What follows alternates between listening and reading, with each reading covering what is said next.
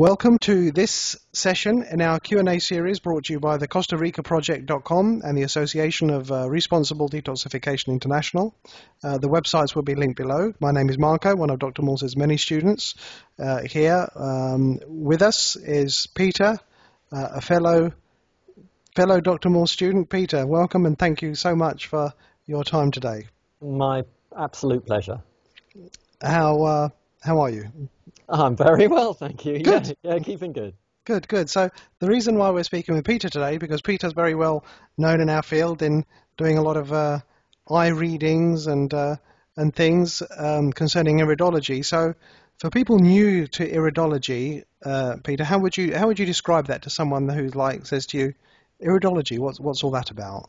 Well, what grabbed me about it was just so simple. Essentially, by looking at the coloured part of your eye, the iris, rather than the white of your eye, you can get a general picture of what's going on internally in the body. It's a bit like reflexology, I suppose. It kind of reflects the whole of the body just within the iris itself. And there's various things you can see. There are two or three main things that you can see immediately that stand out. The degree of sort of what's called lymphatic congestion that's built up in the body generally, that kind of overlays the colour of the eye. You can see the general constitution underneath that of the person, the fibres. There's lots and lots of fibres in an iris that go round like a clockwork, and ideally they should be nice and straight. And you can see from how close together they are, how many there are, and also you can see the general constitution of the person. So they're the two main areas. And you get a clockwork literally in a different, I mean, it's fairly simple if you think about it. At the top, you've got the head. At the bottom, you've got the groin and the kidneys. On the outside, you've got the lungs. And on the inside, you've got the throat, But obviously, it breaks down even more with that. And there's basically two circles. You've got an outer circle and an inner circle. And the inner circle, close to the pupil, reflects the whole GI tract. So it's a very cool, simple science that actually it doesn't take a lot to, it's just a question of practice, getting the basics, understanding where everything sits. And just by practice, you start to, it's surprising how quickly you get quite proficient and can see what's going on for the person, generally speaking. Yeah, it's a tool to be added alongside other. Exactly. Right.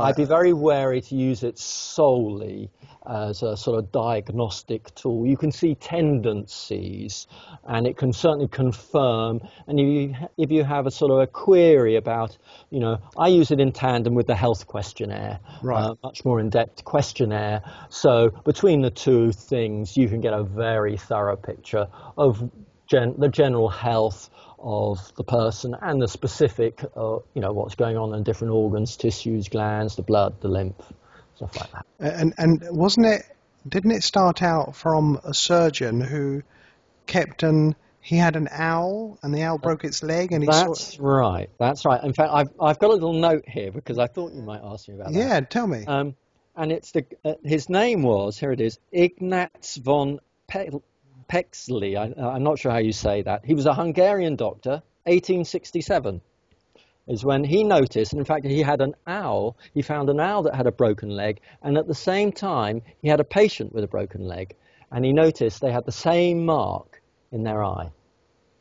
And the leg happens to be bang at 6 o'clock, so it's quite an easy one to spot, and it was quite a distinct dark line, and I believe he noticed that it healed up and disappeared as the leg healed. And then it's been added to and developed. That was 1860. Various people added to that along the way, but the man who really developed it, of course, is a very well-known holistic doctor, naturopathic doctor, Dr. Jensen. And Dr. Morse was a very good friend of his, and that's really where he picked it up, such a passion for it, and that's how I got the bug, because I started watching some of his videos and thought, oh, this is interesting. It's amazing. The first time I spoke with Dr. Morse, and he really didn't know me from, it was about 6 years ago now, and I had a consultation with him, and he had my eye pics, and he didn't know me from Adam, and he had no information other than that. And he came on the webcam. He said, "Hello there." You know, we introduced each other, and we said hi. And he looked and he said, "Oh, okay, yeah. So you got bad circulation in both legs, have you?" I said, "Yeah." I didn't for 1 minute think it was a voodoo thing. I was like, "Wow." And then he said, "Have you had surgery in both feet?" And I was like, "I'm sold. Yeah, I'm sold." Neat. I'm sold. Very nice. Yeah. And I mean, sometimes it's really, I've noticed sometimes you really hit it, things really stand out, and you really, you just know, and sometimes, you know, it's not as clear cut quite as that. Of course. But yeah, it's good. And what do we know about people's eyes? So we have blue eyes, we have green eyes, we have, what's all that about? Well, indeed. Well, I was fascinated to hear this myself. Essentially, you've only got two colours of eyes. There's true brown eyes and true blue eyes, and anything in between is really a congested blue eye. So a hazel eye, often a hazel eye, when you look at a hazel eye, very common, you've got blue on the outside, but on the inside, the bowel area is quite brown. So that combination of brown and blue makes the hazel. But actually, it's a blue eye with a very congested GI tract, or intestines and bowels. It is incredible, because a lot of the times you, even with brown eyes, what you think of brown eyes, you take a photo of them and you can see loads of blue in it, and you think, well, you can see it underneath, can't you? Yeah, that's right. And it's literally, you can see after a while very much that the lymphatic congestion kind of builds up in layers on top of the colour that's underlying the eye, and then it pokes through towards the outer edges, because the congestion tends to build up from the GI tract outwards and spreads outwards. So the brown tends to build up from the centre first and then works its way outwards. And you've got different stages, different degrees of congestion. It goes from white through yellow to brown to black, and there are various levels of increasingly congested. So in fact, the cells, when it gets to brown, are starting to get really chronically congested. And if it goes much further, when it starts going black, that's where you start getting the degenerative effects, which is obviously you need to pay good attention to those areas. Right. And I know you and I have seen it in experience, our experience when we've been helping people. But I just wanted to talk about that there's different types of iridology. Like there's the German iridology, and I actually don't know much about it, other than I keep hearing that according to the German iridology, your eye colours don't change. Now I've seen it happen countless times, and I'm sure you have too. Indeed. Do you know much about that? Because I don't know much about that other than that. To be honest, I don't. I've kept it pretty simple. I've run with my gut feeling around iridology, and it seemed, I mean, everything changes. Nothing is static. So the idea to me that the eyes don't change seems it just doesn't jive. Just doesn't ring true. And so I can't say I've even investigated. What I have noticed is it does vary hugely the speed at which different people's eyes change. I mean, somebody put up some eye cut pictures I saw a little while ago, 10 days, and there were apparent differences, and quite good differences. You could see a lot more blue in the eye. It wasn't rocket science, and yet other people will work months and months at it, and sometimes years, and it does change, but it does vary hugely. And a lot depends, I think, how quickly each person's body cleanses and alkalizes and cleans itself out, and that varies on so many levels. It's not just physical. Mentally and emotionally, we need to be ready to release and let go, as well as working on the physical level. Absolutely. Yeah, I think what's her name on YouTube? Fully Raw Christina. Indeed. Yeah, she did a video, didn't she, about her eyes? She did. Sadly, I don't think, if I remember rightly, I've looked at that video, not recently, and she was definitely commenting that her eyes had changed hugely, but she didn't actually have any before and after pictures, sadly. But it was very clear, and people have commented, loads of her friends have commented, and she's noticed how hugely her eyes have gone from fully brown to now hazel. Right. And you can see a lot of blue even in her videos in her eye. Yeah, of course, I can't now. I look at everybody, I see everybody's iris. I know, it's funny, isn't it? I see it in, I'll tell you what's interesting though, about eye colour. When you see, not black and white obviously, but when you see old dramas or TV shows from like the 70s, it's amazing how many bright blue eyes you saw compared to now. I mean, like you, whenever I see anyone, I always, hi, and I'm like looking in people's eyes, just out of interest too. Exactly. But I remember, in fact, we had some, I don't know if I should be ashamed or proud to say it, but I was looking at some old DVDs of the original Dallas series. Oh, right. And it's amazing. The eyes were like sparkly. The actors were amazing. Yeah. And now I just don't. No.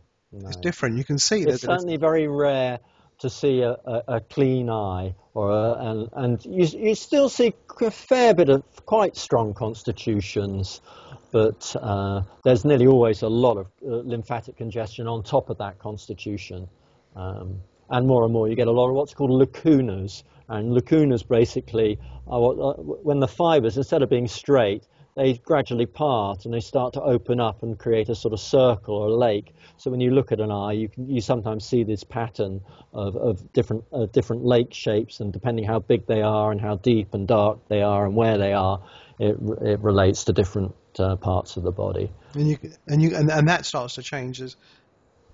Yes, those fibers can start to slowly, as the body cleans itself and strengthens itself. I mean, you really need to start. I mean, the cleansing and vibrational quality of fruits will really help this, but also if you combine that with herbs and sometimes even glandulars, you can really start to, very slowly, but over time, those weaknesses can start to straighten out, and the fibers the lake slowly starts to fill in. You see very fine little threads start to fill in.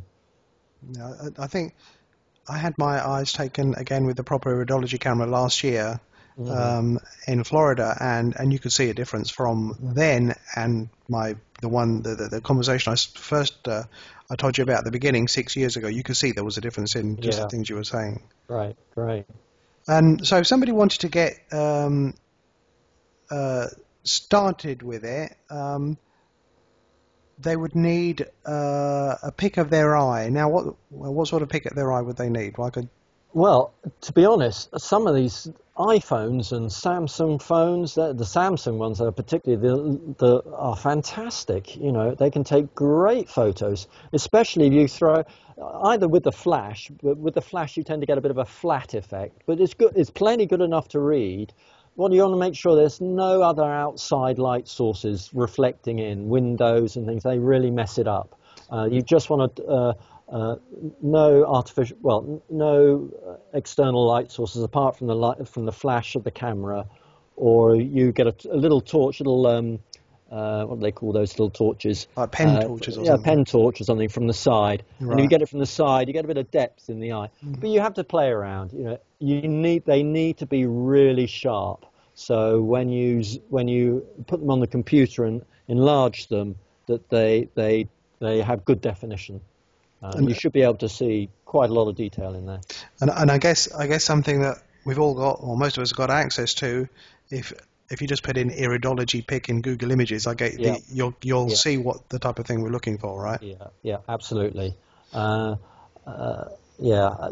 a couple of quite good videos. I've seen one where they're on a tripod, and Dr.Morse's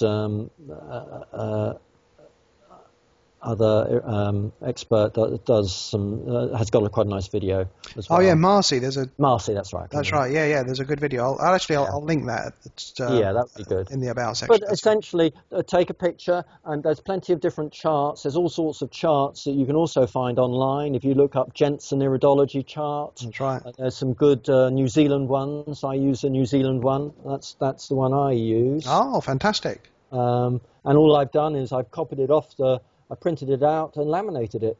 Good. And it serves me very well. And there's plenty of definition and detail in that. So yeah, so take a good picture, get a chart. The other thing is, Dr. Morse does some specific videos on reviewing just eyes, and that's where I really got hooked. To be honest, I watched a couple of those, and then I started just noticing on a couple of Facebook sites people were asking, putting pictures up, and I started adding my little, and it grew from there. It's just grown and grown and grown. And, good for you. Good for you. Yeah. So tell me, Pete, where can people find you? Well, they can find me. I'm on Facebook, and I'm on the Move Your Lymph website. So that's www.moveyourlymph.com.